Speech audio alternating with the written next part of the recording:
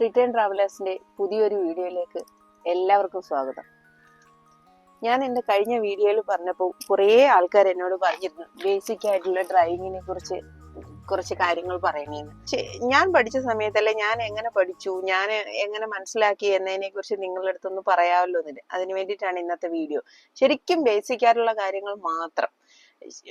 ഞാൻ പറഞ്ഞിട്ടുണ്ട്, മിനിമം നമുക്കൊരു അവയർനെസ് വേണം. നമ്മുടെ വണ്ടി എന്താണ്, നമ്മളൊരു വണ്ടി ഡ്രൈവിംഗ് പഠിക്കുന്നതിന് മുന്നേ ആദ്യം നമ്മൾ അത് അറിഞ്ഞിരിക്കണം എന്താണെന്നുള്ളത്. അപ്പം അത് തുടങ്ങാം. നമ്മൾ ആദ്യം കയറിയിരുന്നു സീറ്റ്. ഫസ്റ്റ് നമ്മൾ സീറ്റ് കയറിയിരിക്കുമ്പോൾ സീറ്റ് അറിയാമല്ലോ നിങ്ങൾക്ക്. ഇതിന്റെ ഈ താഴ്വശത്തായിട്ട് ഒരു കമ്പിയുണ്ട്. അത് വെച്ചിട്ട് അത് മുകളിലോട്ട് പ്രസ് ചെയ്തിട്ട് നമുക്ക് സീറ്റ് അങ്ങോട്ടോ ഇങ്ങോട്ടോ മൂവ് ചെയ്യാം. അപ്പൊ നമ്മുടെ കാലിന്റെ ലെങ്ത് അനുസരിച്ചിട്ട് നമുക്ക് ഇത് അഡ്ജസ്റ്റ് ചെയ്യാം. കാലിലെ ലെങ്ത് എന്തിനാണെന്ന് അറിയാമല്ലോ.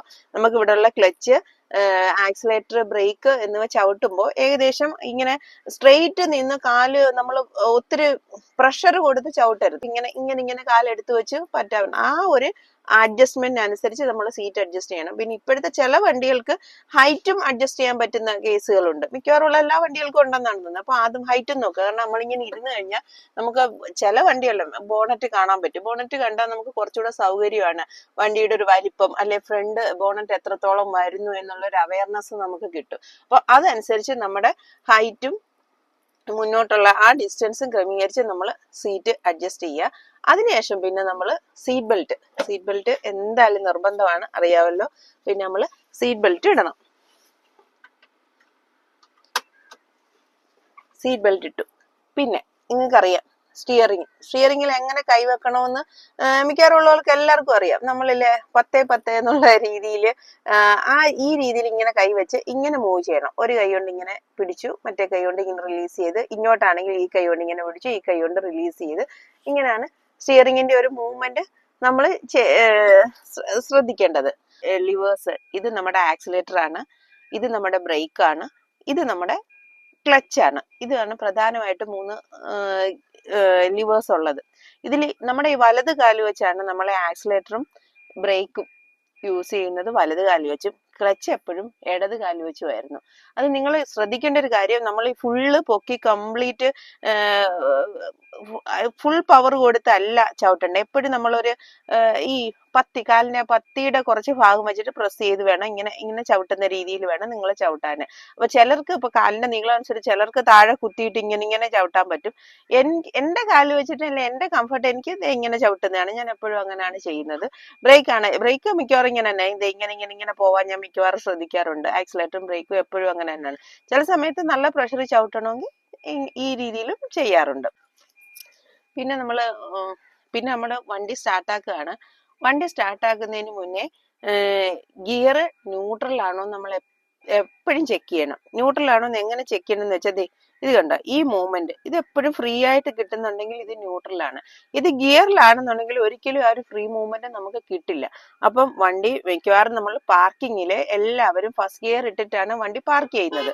അപ്പം അത് നമ്മൾ ന്യൂട്രൽ ആക്കിയതിന് ശേഷമേ നമ്മൾ വണ്ടി ഓൺ ആക്കാവുള്ളൂ. അപ്പൊ നിങ്ങൾ ന്യൂട്രൽ ആണോ എന്നൊന്ന് ചെക്ക് ചെയ്യുക. ചെക്ക് ചെയ്തതിന് ശേഷം നിങ്ങൾ വണ്ടി സ്റ്റാർട്ടാക്കുക.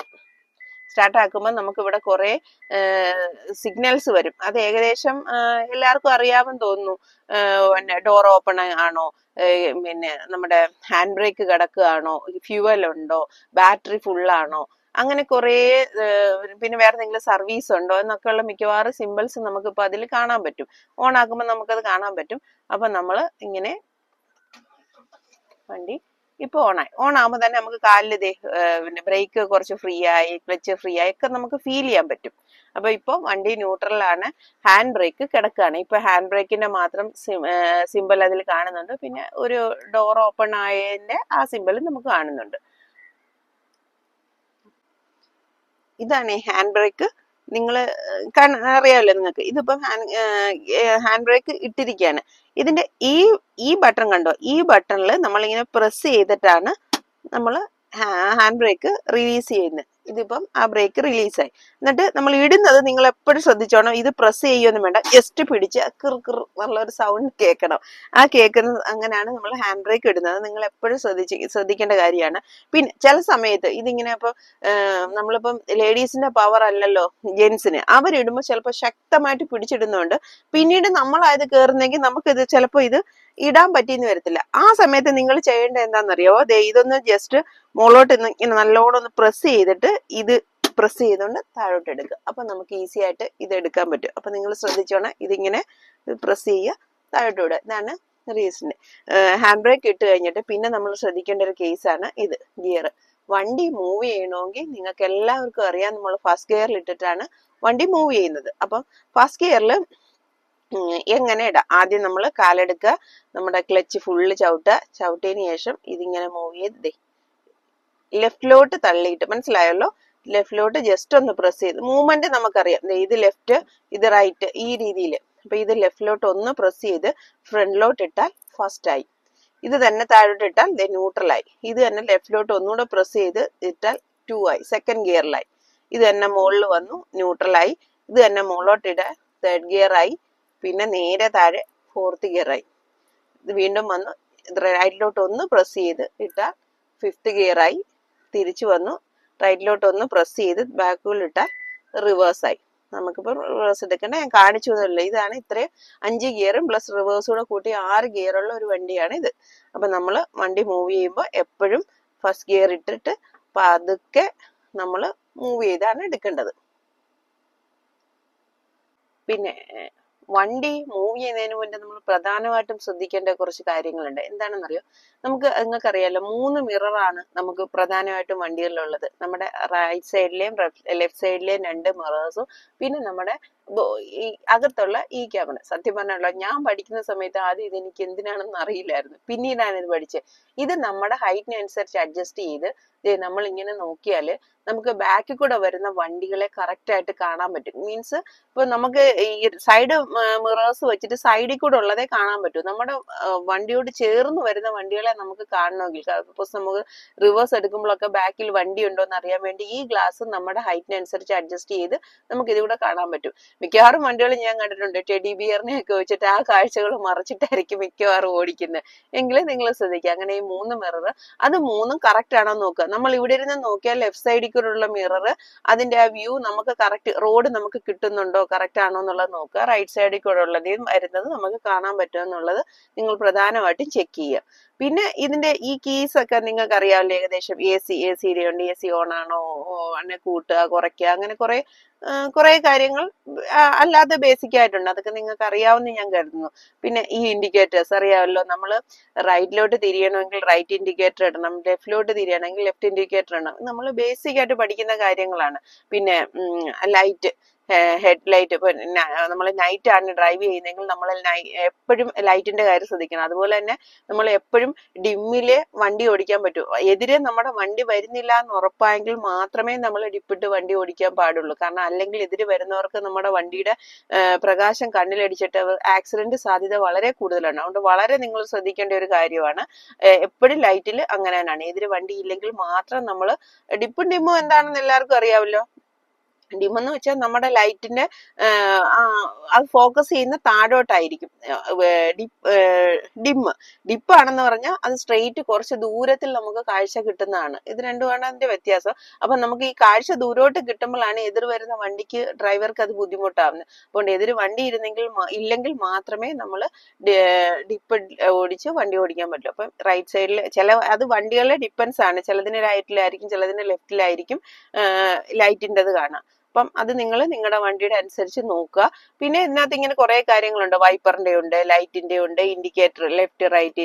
ഇതിപ്പം റൈറ്റ് ഇൻഡിക്കേറ്റർ ആണ്. അത് തന്നെ റൈറ്റ് താഴോട്ട് പ്രസ് ചെയ്താൽ റൈറ്റിലോട്ട് വരും. അത് ജസ്റ്റ് മുകളിലോട്ടാക്കിയാൽ അത് പോയി. അത് തന്നെ വീണ്ടും മുകളിലോട്ടാക്കിയാൽ അത് ലെഫ്റ്റിലോട്ട് വരും. മിക്കവാറും ഉള്ള എല്ലാ വണ്ടികൾക്കും അങ്ങനെ തന്നെയാണ്. പിന്നെ അതിന്റെ അതിന്റെ പൊസിഷൻ മാത്രം ചേഞ്ച് ചെയ്യും എന്നുള്ളത് മാത്രമേ ഉള്ളൂ. ബാക്കിയെല്ലാം സെയിം തന്നെ ആയിരിക്കും. പിന്നെ ലൈറ്റും ഒക്കെ ഇത് കണ്ടോ, ഇതാണ് ഇതിന്റെ ലൈറ്റ്. ഹെഡ് ലൈറ്റ് ഇപ്പോൾ ആയി. ഇത് വേണേ നമുക്കിത് ഇങ്ങനെ പ്രസ് ചെയ്താൽ അത് ഓഫ് ആക്കാം. ലൈറ്റ് ഓണ് ഓഫ് എന്നുള്ള രീതിയിൽ നിങ്ങൾ മിക്കവാറും എല്ലാവർക്കും ഇങ്ങനെ തന്നെ ആയിരിക്കും. അത് നിങ്ങൾ ശ്രദ്ധിച്ചാൽ മതി. പിന്നെ ഇപ്പുറത്ത് തന്നെ വൈപ്പർ ഉണ്ട്. വൈപ്പർ ഇതിപ്പോ ന്യൂട്രലിൽ കിടക്കാണ്. ഇത് താഴോട്ട് പ്രസ് ചെയ്താൽ വൈപ്പറായി. പിന്നെ എനിക്ക് പറയാനുള്ള വേറൊരു കേസ്, നമുക്ക് ഈ ഫ്രണ്ടിലുള്ള ബട്ടൺസ് ഒക്കെ ഏകദേശം നിങ്ങൾക്ക് അറിയാമായിരിക്കും എന്ന് ഞാൻ കരുതുന്നു. ഈ ബട്ടൺ കണ്ടല്ലോ, ഈ ബട്ടൺ ഇത് കണ്ടോ, ഇതിപ്പോ പ്രസ് ചെയ്താൽ നമ്മൾ കാണാം നമ്മൾ ഇട്ട ഇൻഡിക്കേറ്റർ രണ്ടും കൂടെ ഒന്നിച്ച് കത്തുന്ന കാണും. ഇത് എന്താണെന്നറിയോ?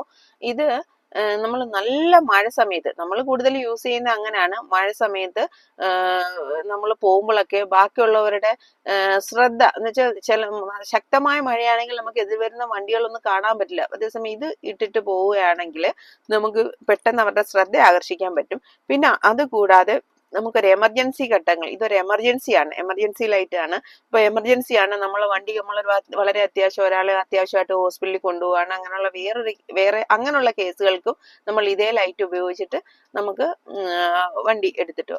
അതുണ്ട് ഈ ബട്ടൺ, ഇത് എയർ വെന്റിലേഷന്റെ ആണ്. ഇത് ഇതെന്താണെന്ന് വെച്ചാൽ നമ്മുടെ അകത്തുള്ള എയർ വെന്റിലേഷൻ സൂചിപ്പിക്കുന്നതാണിത്. ഇത് പുറത്തുനിന്നുള്ള എയർ കയറി വരുന്ന രീതി. ഇത് ഉപയോഗിക്കുന്ന എപ്പോഴാണെന്ന് വെച്ചാൽ നമ്മൾ കോമൺലി എല്ലാവരും ഇപ്പൊ ഇത് തന്നെയാണ് യൂസ് ചെയ്യുന്നത്.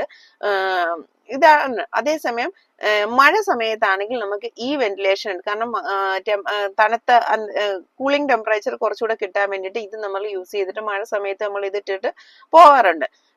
അതേസമയം നമ്മളിപ്പോ ഒരു നമ്മുടെ സിഗ്നലിനടുത്ത്, പാർക്കിംഗ് അല്ല സിഗ്നലിനടുത്ത് നമ്മൾ ചെന്ന് കിടക്കുകയാണെങ്കിൽ ഒരിക്കലും ഈ വെന്റിലേഷൻ ഇട്ടിട്ട് നമ്മൾ സിഗ്നലിന്റെ അടുത്ത് കിടക്കരുത്. കാരണം എന്താ അറിയോ, സിഗ്നൽ സമയത്ത് എല്ലാ വണ്ടികളും ഓൺ ആക്കി ഇങ്ങനെ കിടക്കുന്നുണ്ട്. നമുക്ക് കാർബൺ മോണോക്സൈഡ് ഏറ്റവും കൂടുതൽ പുറന്തള്ളപ്പെടുന്ന സമയമാണത്.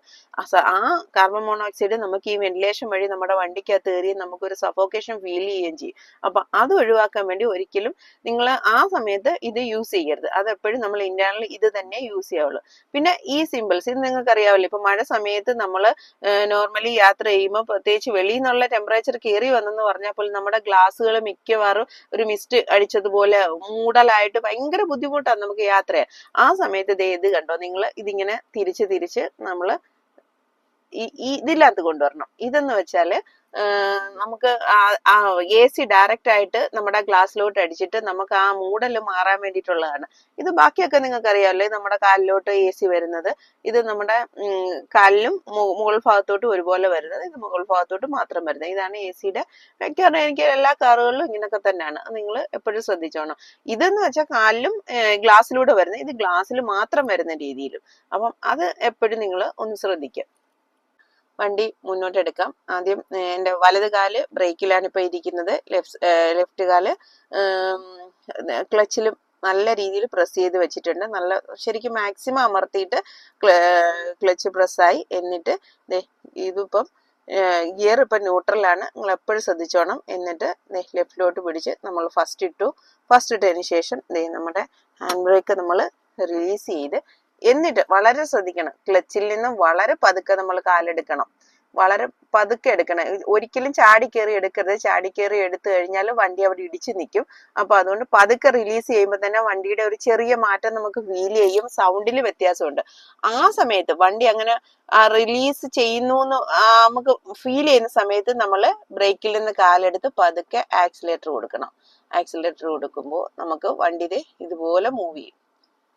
മൂവ് ചെയ്യുന്ന നമ്മൾ ക്രോസ് ചെയ്യുമ്പോഴൊക്കെ വളരെ ശ്രദ്ധിക്കണം. ഇവിടുന്നൊക്കെ വണ്ടി വരുന്നത് നോക്കി പതുക്കെ നമ്മൾ വണ്ടി റോഡിൽ ഇറക്കാവുള്ളൂ. അത് നിങ്ങൾ എപ്പോഴും ശ്രദ്ധിക്കേണ്ട ഒരു കേസാണ്. വണ്ടി മൂവ് ചെയ്യുന്നു, അപ്പൊ ഫസ്റ്റ് ഗിയറിൽ ഇട്ടു, നമ്മൾ കുറച്ചുകൂടെ സ്പീഡ് കൂട്ടുന്നു, പക്ഷെ സെക്കൻഡ് ഗിയറിലോട്ട് മാറുന്നില്ല. ആ സമയത്ത് വണ്ടിയുടെ സൗണ്ടിൽ വ്യത്യാസം വരും. നമുക്കത് മനസ്സിലാവും, അത് വണ്ടിയുടെ സൗണ്ടിൽ ശരിക്കും വ്യത്യാസം വരും. അപ്പൊ നമുക്കറിയാതെ സെക്കൻഡ് ഗിയർ ഇടണ്ടിട്ട് നമ്മൾ ഫസ്റ്റ് ഗിയറിൽ തന്നെ പോകുന്നതുകൊണ്ടാണ് ആ സൗണ്ടിന് വ്യത്യാസം വരുന്നതെന്ന് നമുക്ക് മനസ്സിലാവും. അപ്പൊ നിങ്ങൾ മാറ്റി സെക്കൻഡ് ഗിയർ ഇടുക. അങ്ങനെ ഓരോ വണ്ടിയുടെ സ്പീഡ് കൂടുന്നതനുസരിച്ച് നമുക്കത് മനസ്സിലാക്കാൻ പറ്റും സെക്കൻഡ് ആണോ തേർഡ് വേണോ എന്നുള്ളത്. നല്ല സ്പീഡിലാണെങ്കിൽ തേർഡും ഫോറും ഒക്കെ ഇട്ടുപോ. നിങ്ങൾ തുടക്കക്കാർ ഒരിക്കലും തേർഡിലും ഫോറിലും ഒക്കെ ഇട്ട് വണ്ടി ഓടിച്ചു പോകണമെങ്കിൽ പഠിക്കേണ്ട സമയത്ത് നിങ്ങൾ 1-ലും 2-ലും ഒക്കെ ഇട്ട് നിങ്ങൾ പഠിച്ചാൽ മതി. അതാണ് വളരെ നല്ലത്. നമ്മുടെ കംഫർട്ട് നമ്മൾ അത് മാത്രം നോക്കിയാൽ മതി, വേറെ ഒന്നും നോക്കണ്ട. ഇനി ഹാഫ് ക്ലച്ചിനെ കുറിച്ച് ഞാൻ കഴിഞ്ഞ വീഡിയോയിൽ ഞാൻ നിങ്ങളുടെ പറഞ്ഞിട്ടുണ്ടായിരുന്നു എങ്ങനെയാണെന്നുള്ളത്. ഹാഫ് ക്ലച്ച് എപ്പോഴും ശ്രദ്ധിക്കണ്ടേ, കാരണം കയറ്റത്തിലും ഇറക്കത്തിലും നമ്മൾ വണ്ടി ഓടിക്കുമ്പോൾ ഹാഫ് ക്ലച്ച് നമുക്ക് നല്ലോണം അറിഞ്ഞിരുന്നെങ്കിലേ നമുക്കത് പറ്റും. ഇപ്പം നിരപ്പായ റോഡിൽ നമുക്ക് എങ്ങനെ വേണേലും വണ്ടി എടുക്കാം, നിങ്ങൾക്കറിയാമല്ലോ. നിരപ്പായ റോഡിൽ നമുക്ക് ഒരു പ്രശ്നമില്ല. അതുകൊണ്ട് നിങ്ങൾ പഠിക്കുമ്പോൾ ആദ്യം ശരിക്കും നിരപ്പായ റോഡിൽ മാത്രം പഠിക്കുക എന്നുള്ളു. ഇപ്പൊ നമ്മളിങ്ങനെ ഓടിച്ചു പോകുന്നു, നമുക്ക് പെട്ടെന്ന് വണ്ടി നിർത്തണം എന്ന് തോന്നുക. അപ്പൊ നിങ്ങൾ എന്ത് ചെയ്യണമെന്നറിയോ? നമ്മുടെ ഇൻഡിക്കേറ്റർ, ലെഫ്റ്റ് സൈഡ് ഇൻഡിക്കേറ്റർ ഇട്ടു. ലെഫ്റ്റ് സൈഡിലാണ് നമ്മൾ എപ്പോഴും വണ്ടി നിർത്തുന്ന അറിയാം. ലെഫ്റ്റ് സൈഡ് ഇൻഡിക്കേറ്റർ ഇട്ടു. അപ്പൊ അതൊക്കെ നമ്മുടെ ക്ലച്ചും ബ്രേക്കും ചവിട്ടി നമുക്ക് സൈഡിൽ വണ്ടി ഒതുക്കാം. ക്ലച്ചും ബ്രേക്കും ചവിട്ടുന്ന കേസ് പറഞ്ഞപ്പോഴാണ് വേറൊരു കാര്യം ഓർത്തത്. നല്ല സ്പീഡിൽ പോവുകയാണെങ്കിൽ ഒരിക്കലും പെട്ടെന്ന് ക്ലച്ച് ചവിട്ടി നമ്മൾ വണ്ടി നിർത്തരുത്. അതെന്ന് വെച്ചാൽ നമ്മുടെ ഗിയർ ബോക്സിന് കംപ്ലൈന്റ് ആവും. അതറിയാലോ, ഗിയർ ബോക്സിനൊക്കെ നല്ല വിലയാണ്. നമ്മൾ ചേഞ്ച് ചെയ്യുമ്പോൾ നമുക്ക് ഒത്തിരി ക്യാഷ് ആവും. അപ്പൊ അതുകൊണ്ട് അത് നിങ്ങൾ, കാരണം ഈ ഗിയർ ബോക്സും നമ്മുടെ എഞ്ചിനുമായിട്ടുള്ള ബന്ധം റിലീസ് ചെയ്യുന്നതാണ് ക്ലച്ച്. അപ്പൊ ക്ലച്ച് നമ്മൾ പെട്ടെന്ന് ചവിട്ടുകയാണെങ്കിൽ ആ ഒരു ബന്ധം അങ്ങ് നഷ്ടപ്പെടുകയും പെട്ടെന്ന് അത് ഗിയർ ബോക്സ് കംപ്ലൈന്റ് ആവുകയും ചെയ്യും. അപ്പൊ അത് നിങ്ങളൊന്ന് ശ്രദ്ധിക്കുക. അതേസമയം നമ്മളിപ്പോ ഫസ്റ്റിലോ സെക്കൻഡിലോ ആണോ പോകുന്നതെങ്കിൽ നമുക്ക് സുഖമായിട്ട് ക്ലച്ച് ചവിട്ടി വണ്ടി നിർത്താം. അങ്ങനെ വണ്ടി നിർത്തുക. അപ്പൊ എടുക്കുന്നത് നിങ്ങൾ എപ്പോഴും ശ്രദ്ധിക്കുക, ഹാഫ് ക്ലച്ച് പതുക്കെ മൂവ് ചെയ്ത് പതുക്കെ എടുക്കുക വണ്ടി. ഫസ്റ്റ് ഇടുക, സെക്കൻഡ് ഇടുക, ആ രീതിയിൽ മൂവ് ചെയ്യുക. കയറ്റത്ത് ഇറക്കത്തും ആണെങ്കിൽ ഞാൻ എപ്പോഴും പറയുന്നതാണ്, വണ്ടി പതുക്കെ ക്ലച്ചിൽ നിന്ന് പതുക്കെ റിലീസ് ചെയ്യുമ്പോൾ ഒരു സൗണ്ട് വ്യത്യാസം ചെറുതായിട്ട് വരും. ആ സമയത്ത് മാത്രം ബ്രേക്കിൽ നിന്ന് കാലെടുക്കുക, അല്ലെങ്കിൽ വണ്ടി ഫ്രണ്ടിലോട്ടോ ബാക്കിലോട്ടോ മൂവ് ചെയ്യും. എല്ലാവരും ഫേസ് ചെയ്യുന്ന ഏറ്റവും വലിയ പ്രശ്നം അതാണെന്ന് എനിക്ക് തോന്നിയിട്ടുണ്ട്, ഈ ഹാഫ് ക്ലച്ച് അറിയാത്തത്. കാരണം വണ്ടി കയറ്റത്ത് ഇറക്കത്തിൽ കൊണ്ടുപോയിട്ട് പുറകോട്ട് ഉരുണ്ടുപോയി ബാക്കിലുള്ള വണ്ടിയെ ഇടിക്കുമോ എന്നുള്ള പേടിയാണ് എല്ലാവർക്കും. അപ്പൊ അതൊന്നും നമ്മൾ പഠിച്ചു കഴിഞ്ഞാൽ സുഖമായിട്ട് നമുക്ക് പോകാം. ഉറപ്പായിട്ടും പറ്റും. ആ ഹാഫ് ക്ലച്ച് നമ്മൾ പതുക്കെ ക്ലച്ചിൽ നിന്ന് മൂവ് ചെയ്ത് ആ സമയത്ത് തന്നെ ആ വണ്ടി മൂവ് ചെയ്യാൻ തുടങ്ങുന്നു എന്നൊരു ഫീല് നമുക്ക് കിട്ടുന്ന സമയത്ത് നമ്മൾ ബ്രേക്കിൽ നിന്ന് കാലെടുക്കുക, ആക്സിലേറ്റർ കൊടുത്തു കഴിഞ്ഞാൽ വണ്ടി സുന്ദരമായിട്ട് മുകളോട്ട് കയറിപ്പോ. പിന്നെ കയറ്റത്ത് നിങ്ങൾ എപ്പോഴും ശ്രദ്ധിക്കേണ്ട ഒരു കേസ്, നമ്മൾ ഫസ്റ്റിലോ സെക്കൻഡിലോ ഇട്ട് വലിയ കയറ്റങ്ങൾ കയറാൻ ശ്രദ്ധിക്കുക. കാരണം ഫസ്റ്റോ സെക്കൻഡോ ഇടുന്ന ഏത് വണ്ടിയായാലും സുഖമായിട്ട് കയറിപ്പോ. തേർഡിലും ഫോർത്തിലും എന്നിട്ട് ഒരിക്കലും നല്ല കയറ്റങ്ങൾ കയറാതിരിക്കുക. ഞാൻ പറയുന്നത്, നിങ്ങളിപ്പം ഒരു പഠിക്കുന്നവർക്ക് വേണ്ടിയിട്ടാണ് ഞാൻ ഈ വീഡിയോ ചെയ്യുന്നത്. അപ്പൊ എന്റെ അഭിപ്രായം എന്താന്ന് വെച്ചാൽ, നിങ്ങൾ പഠിക്കുമ്പോൾ എപ്പോഴും ഇതുപോലുള്ള നിരപ്പ് റോഡുകളിൽ പഠിക്കുക. നല്ലോണം പഠിച്ച് നല്ല സ്റ്റിയറിംഗ് ബാലൻസുമായി നമുക്ക് തന്നെ ഒരു കോൺഫിഡൻസ് വരും, എവിടെ വേണേലും നമുക്ക് വണ്ടി എടുത്തിട്ട് പോകാം എന്ന് പറഞ്ഞിട്ട്. ആ സമയത്ത് മാത്രം നിങ്ങൾ കയറ്റമിറക്കമുള്ള സ്ഥലങ്ങളിൽ കൊണ്ടുപോവുക. അല്ലെങ്കിൽ ആ സമയത്ത് നമുക്ക് വീട്ടിൽ അറിയാവുന്ന ആരെങ്കിലും ഉണ്ടെങ്കിൽ അവരെ കൂടിയിരുത്തി നിങ്ങൾ ശ്രമിക്കുന്നതായിരിക്കും നല്ലത്. പക്ഷെ ശ്രമിക്കാതിരിക്കരുത്, ഒരിക്കലും ശ്രമിക്കുക തന്നെ വേണം. കാരണം നമ്മൾ എത്രത്തോളം ഓടിച്ചു പഠിക്കുന്നോ അങ്ങനെ നമുക്ക് ഈ ഒരു ഡ്രൈവിംഗ് ഒരു കാര്യം നമുക്ക് പഠിക്കാൻ പറ്റും. അല്ലാതെ ഒരിക്കലും പാഠപുസ്തകങ്ങളിൽ നിന്ന് വായിച്ചറിഞ്ഞിട്ട് നമുക്ക് ഡ്രൈവിംഗ് പഠിക്കാൻ പറ്റില്ല. ഇപ്പൊ ഈ വീഡിയോ കണ്ടതുകൊണ്ടും നിങ്ങൾക്ക് പഠിക്കണമെന്നില്ല. ഇത് പിന്നെ ഒരു നിങ്ങളുടെ ഒരു മോട്ടിവേഷൻ നൽകുക, നിങ്ങളുടെ ഒരു കോൺഫിഡൻസ് ലെവൽ കൂട്ടാൻ വേണ്ടിയിട്ടാണ് ഞാനിപ്പോ ഇങ്ങനെ ഒരു വീഡിയോ ചെയ്യുന്നത് തന്നെ. അപ്പം അത് മാത്രമേ എന്നെ കൊണ്ട് പറ്റത്തുള്ളൂ. അപ്പൊ അതുകൊണ്ട് നമ്മൾ ഈ വീഡിയോ കണ്ടിട്ട് നമുക്ക് ഒരിക്കലും ഡ്രൈവിംഗ് പഠിക്കാമെന്ന് നിങ്ങൾ കരുതരുത്. നിങ്ങൾക്ക് പറ്റുന്ന രീതിയിൽ നിങ്ങൾ പതുക്കെ ഓടിച്ചോടിച്ച് പഠിച്ചെങ്കിൽ മാത്രമേ നിങ്ങൾക്ക് വണ്ടി കൈതെളിയാൻ പറ്റൂ. എങ്കിൽ മാത്രമേ നിങ്ങൾക്ക് ഓടിക്കാൻ പറ്റൂ. നമ്മൾ ഓടിച്ച് പേടി മാറിയാൽ മാത്രമേ നമുക്ക് ഫ്രീ ആയിട്ട് വണ്ടി റോഡിൽ ഇറക്കാൻ പറ്റൂ. നമുക്കെതിരെയൊക്കെ എപ്പോഴും വണ്ടികൾ വരും, നിങ്ങൾക്കറിയാമല്ലോ. അത് കണ്ട് പേടിച്ചിട്ട് അയ്യോ വെപ്രാളമായിട്ട് വണ്ടി ഓടിക്കാൻ പറ്റുന്നില്ല, അതെല്ലാം മാറണമെങ്കിൽ നമ്മൾ റോഡിൽ വണ്ടി ഓടിച്ചേ പറ്റൂ. ഞാൻ എൻ്റെ ആദ്യത്തെ വീഡിയോയിൽ പറഞ്ഞ പോലെ ശരിക്കും ഓടിക്കുക, ഒരു പേടിയും വിചാരിക്കാതെ മനസ്സിന് ഒരു ധൈര്യം കൊടുക്കുക. എന്നെ കൊണ്ട് പറ്റും എന്ന് ചിന്തിച്ചിട്ട് നമ്മൾ പതുക്കെ വണ്ടി എടുക്കുക. അത് എപ്പോഴും ശ്രദ്ധിക്കണം. പതുക്കെ നിങ്ങൾ അങ്ങോട്ടും ഇങ്ങോട്ടും ഉരുട്ടെ, വെറുതെ ഓണാക്കി, ഇപ്പൊ ഈ കിടക്കുന്ന പോലെ വെറുതെ ഓണാക്കി ഇട്ടിട്ട് ജസ്റ്റ് ആക്സിലേറ്റർ കൊടുത്തു നോക്കുക. അതെ, സൗണ്ട് വ്യത്യാസം കണ്ടോ? അത് നോക്കുക. ബ്രേക്ക് ചവിട്ടിയാൽ എത്രത്തോളമാണ്, ക്ലച്ച് എങ്ങനെ ചവിട്ടാം, ഇതൊക്കെ നമ്മൾ ആദ്യം ഒന്ന് നോക്കുക. നമ്മുടെ കാലിലൊരു മൂവ്മെന്റ് ഒക്കെ വരുമ്പോൾ നമുക്ക് തന്നെ ഒരു കോൺഫിഡൻസ്, ഇത് ഇത്രയൊക്കെ ഉള്ളൂ. പിന്നെ ഇതൊക്കെ വെറുതെ ഇങ്ങനെ നോക്കുക. കാരണം ഇതിപ്പം ഹാൻഡ് ബ്രേക്കിൽ കിടക്കാണ്, നോക്കുക. ഫസ്റ്റ് ഇടുക, സെക്കൻഡ് ഇടുക, അങ്ങനെയൊക്കെയാണ് നോക്കുക. എന്നിട്ട് പതുക്കെ ഇങ്ങനെ ഉരുട്ടിയെടുക്കുക. ആരും ഇല്ലാത്ത സ്ഥലമാണെന്നുണ്ടെങ്കിൽ സുഖമായിട്ട് പതുക്കെ അവിടെ നിന്ന് ഇവിടം വരെ, അവിടെ നിന്നുണ്ട് കുറച്ചാകുമ്പോൾ നമുക്ക് തന്നെ നല്ല വ്യത്യാസം വരും. അങ്ങനെ മാത്രമേ നമുക്ക് ഈ വണ്ടി ഓടിക്കാൻ പറ്റൂ. ആദ്യം നിങ്ങൾ അങ്ങനെ ആളില്ലാത്ത റോഡിൽ ഓടിച്ചു പഠിക്കുക. അതിനുശേഷം റോഡിൽ ഇറക്കി നല്ല വണ്ടിയുള്ള സ്ഥലങ്ങളിൽ ഓടിക്കുക. നമുക്ക് എല്ലാവർക്കും പറ്റുമെന്നേ നിങ്ങൾ വിചാരിക്കണം. പക്ഷെ നമ്മൾ മനസ്സ് വെക്കണം. മനസ്സ് വെക്കാതെ ഒരിക്കലും നമുക്ക് വണ്ടി ഓടിക്കാൻ പറ്റത്തില്ല. അപ്പം നിങ്ങൾക്ക് എല്ലാം മനസ്സിലായെന്ന് ഞാൻ കരുതുന്നു. എനിക്കറിയാവുന്ന കുറെ കാര്യങ്ങൾ ഞാൻ പറഞ്ഞു. എന്തെങ്കിലും മിസ് ചെയ്തിട്ടുണ്ടെങ്കിൽ ഞാൻ പിന്നീട് ഓർത്ത് പറയുന്നതായിരിക്കും. വീണ്ടും നല്ലൊരു വീഡിയോ ആയിട്ട് നമുക്ക് പിന്നീട് വീണ്ടും കാണാം. അപ്പൊ എല്ലാവരും ഡ്രൈവിംഗ് പഠിക്കണം, മസ്റ്റ് ആയിട്ടും ഡ്രൈവ് ചെയ്യണം. ഓക്കെ.